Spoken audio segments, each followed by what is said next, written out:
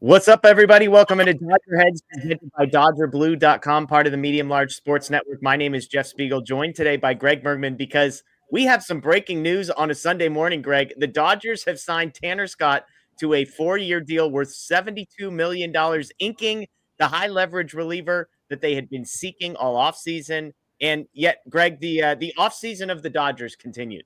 This is so much fun, Jeff. I love this as a Dodgers fan so much because they're getting whoever they want, whenever they want. And Tanner Scott was the one that I wanted. I remember earlier in the beginning of offseason, it was like, would you prefer Devin Williams or Tanner Scott? I was always on the Tanner Scott train. So this is just amazing. And really, this is how the Yankees felt in the 90s, right? That's the only thing I can compare it to right now.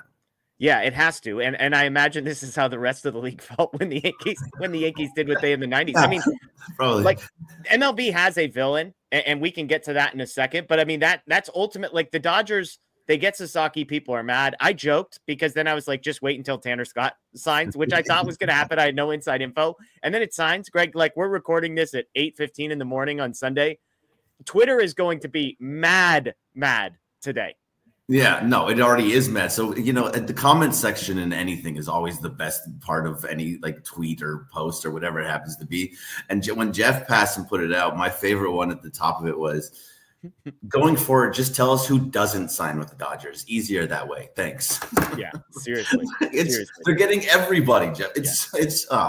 And Tanner Scott is, look, he was a dude that could easily maybe easy is the right word, easily get out Shohei Ohtani. Yeah. Well, if that's the case, just go out and get him, and then you just have to face him. Totally.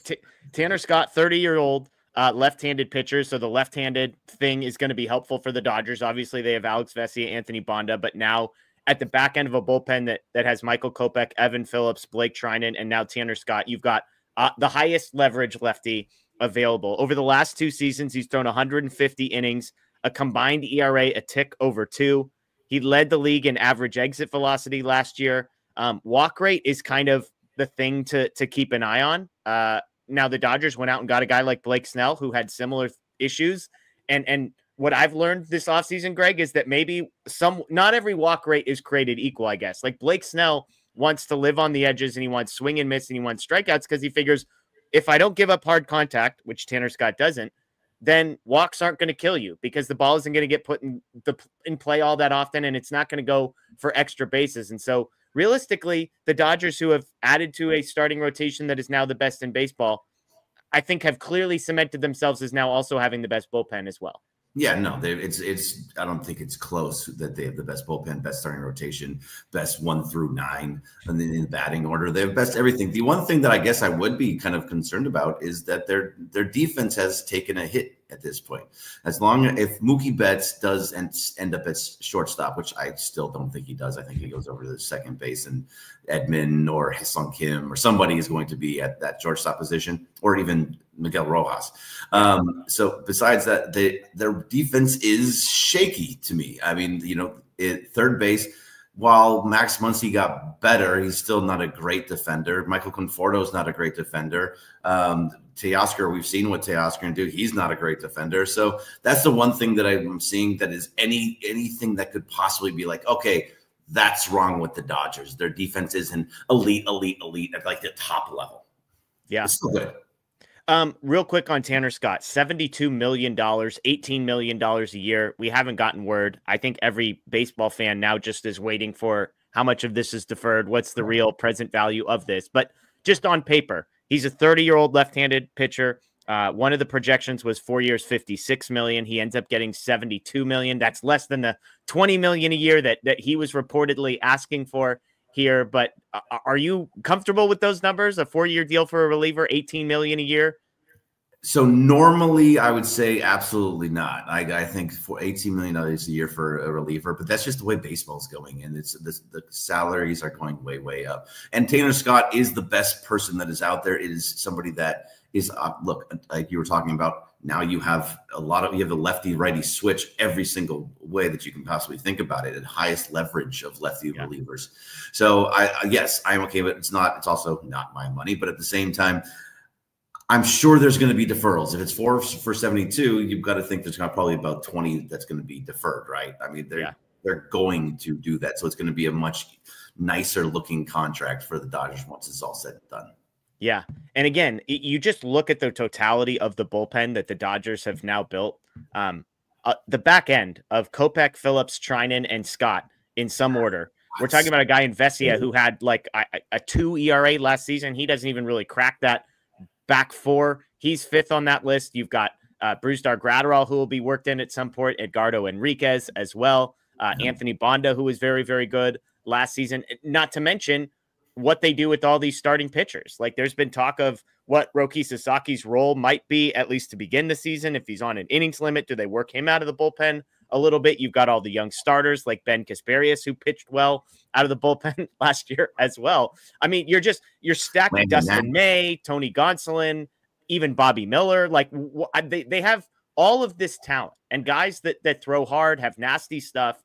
And we saw how important the bullpen is last postseason. And so I'm wondering, Greg, if not that there's a philosophical shift of the Dodgers, but knowing that maybe a bullpen is more dependable than a starting rotation over the course of a full season and heading into the postseason and in big games, I wonder if this is even slightly a shift in philosophy, because we haven't seen them give out this type of deal to a relief pitcher. And you can make a case they didn't, quote unquote, need it with the guys they already had in the bullpen.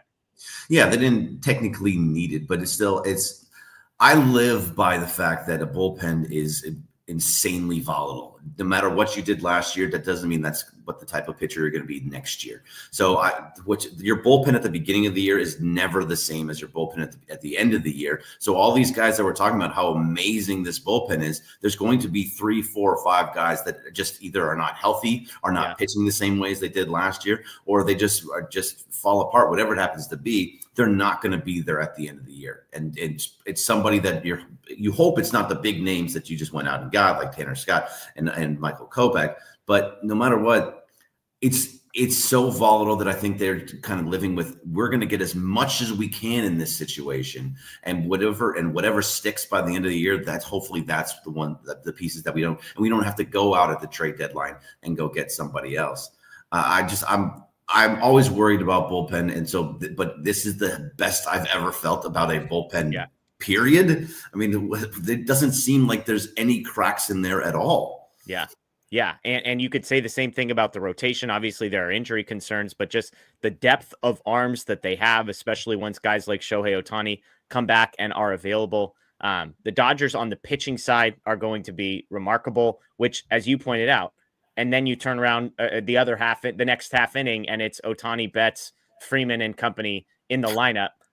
It's a good time to be a Dodgers fan. It's a good time if you're a troll on social media. As a Dodgers fan, it's a good time if you like a good online argument, because, as I said earlier, people are going to be mad today on social media. I don't believe in this whole Dodgers are breaking baseball thing. I look, maybe I get it. I'm a Dodger fan, so I'm obviously going to be very pro Dodger in all these signings. But at the same time, they're not doing anything that any other team can go out and do themselves. They can go out and defer as much money as they want to defer. Or they can go out and sign and just spend a little bit more and get somebody.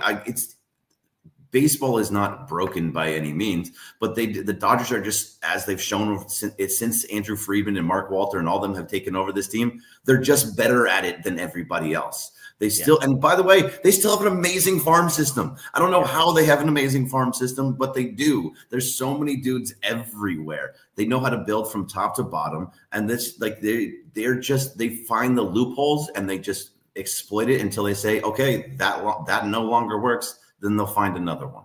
Yeah. They spend the most money, but they are also the best at developing players. They are the best at identifying talent. They are the best at drafting, and they happen, and they are in a desirable location of Los Angeles. They have the success already. They have consistency and stability that a lot of teams can't offer.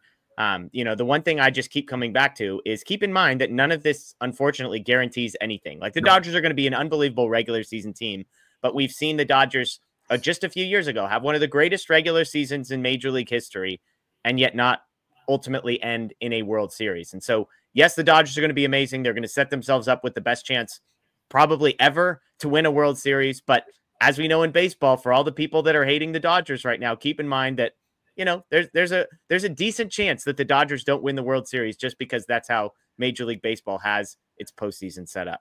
Sure, it's very possible. And by the way, just this last year, they were 1 game away from being knocked out by the Padres in the division round. Yep. So they had to win the final 2. Like it was still a possibility. They're, like you say, they are going to set themselves up so that they have every single piece that they do. They have no excuses whatsoever. Not that they have no starting pitching, not that they have no bullpen. They don't have the batting order. And I guarantee you, if they feel that somewhere, some piece on the defense is not doing as well, they'll go out and get somebody else to fix that spot, just to shore that up. Like when they did with Kevin Kiermaier, he didn't play, but they were like, okay, if we need to figure out our center field defense, we got a guy. Yeah. That's Greg Bergman of ESPN LA, also the host of the Blue Review on their YouTube channel throughout the Dodgers season. Greg, thanks for getting up early and hopping on with me this morning. Folks, if you're joining us, we will be live tonight. Matthew Moreno and I will be live tonight breaking down this move, the Roki Sasaki move. And I mean, as crazy as it sounds, are there more moves to come? Is Kike Hernandez next? Is Clayton Kershaw next? Is there a Dave Roberts extension yet to come? All these things and more. So enjoy the rest of your day, everyone. As always, we appreciate you watching us, and go Dodgers. ドジャースファンの皆さんにとって最高にワクワクする瞬間ではないでしょうか。タナー、スコットの加入ですでに盤石だったブルペンがさらに強化され、ロキ佐々木の獲得でローテーションが最強レベルに到達。そして打線には大谷翔平、ムーキー・ベッツ、フレディ・フリーマンが並ぶ。これがまさにドジャース王朝の誕生を予感させる瞬間です。このオフシーズン、ドジャースはとにかく攻めの補強を続けてきました。最初は大谷翔平の超大型契約で世界中を驚かせ、次にロキ佐々木の獲得で来のエース候補を確保、そして今回のタナー、スコットの契約でブルペンの最後のピースが完璧にはまりました。これだけの動きを見せているチームは今の MLB に他にあるでしょうか。答えは NO です。ここで改めて振り返ると、ドジャースのピッチングスタッフは異次元のレベルに達しています。先発ローテーションには山本由伸、ロキ佐々木、タイラー・グラスノー、ボビー・ミラーといった剛腕たちが潤い、さらにシーズン途中から大谷翔平が復帰すれば、どのノイムも歯が立たない布陣が完成します。そして、ブルペンにはエヴァン・フィリップス、ブレイク・トライネン、タナー、スコットといったオブ強い投手陣が並び、守護神レベルの選手が次々と登板できる状態に、どこを見ても隙がない、この圧倒的な戦力は、まさに MLB 最強と言っていいでしょう。でも、忘れてはいけないのが打線の強さです。大谷翔平、ムーキー・ベッツ、フレディ・フリーマンという超強力なトップ3に加え、ウィル・スミス、マックス・マンシー、テ、オスカー・ヘルナンデスといった長打力のある選手たちが並びます。そして、シーズン中にはさらなる補強があるかもしれない。この打線を前にしたら、どの投手も冷や汗が止まらないはずです。もちろん、ドジャースがここまで積極的に動いていることに対して、他球団のファンからの反発もあります。ドジャースは野球を壊しているお金の力だけで勝とうとしているといった声も聞こえてきます。でも、それは事実ではありません。ドジャースは単にお金を使っているだけではなく、若手育成、データ分析、スカウティングのすべてにおいて他球団より優れています。その結果として、この驚異的な戦力が出来上がったのです。そして、皆さんにお伝えしたいのは、どれだけ強いチームを作っても、シーズンは何が起こるかわからないということ。2022年のようにレギュラーシーズンを圧倒しても、ポストシーズンで悔しい思いをする可能性はあります。しかし、だからこそ、これだけの準備をして、万全の体制を整えることが重要なのです。そして、今のドジャースには、その準備が100整っています。さあ、これでワールドシリーズ制覇への道が大きく開けました。ドジャースはすでに MLB 最強と言われていますが、それを証明するにはシーズンを戦い抜き、最後にワールドシリーズのトロフィーを掲げることが必要です。そして、その瞬間をファンの皆さんと一緒に迎えたい。このチャンネルでは、これからもドジャースの最新情報や分析をお届けしていきます。皆さんの応援があってこそ、ドジャースはさらに強くなり、コミュニティも盛り上がります。ぜひ、チャンネル登録をして、コメントであなたの意見を聞かせてください。次に補強すべきポジションは、開幕投手は誰がいいなど、どんなコメントでも大歓迎です。それでは、次の動画でまたお会いしましょう。